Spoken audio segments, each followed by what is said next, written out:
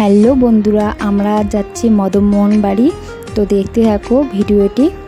তো চলেই এলাম মদনমোহন বাড়ি।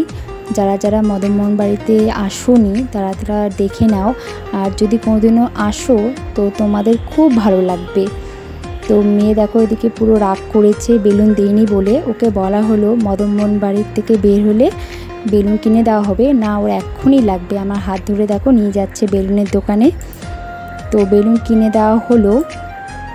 তারপরে তো বেলুন পেয়ে মেয়ে পুরো খুশি। তারপরে তো আমরা তিনজনে একটা পিক তুলে নিলাম। তো ওইদিকে মেয়ে বেলুন দিয়ে পুরো খেলছে।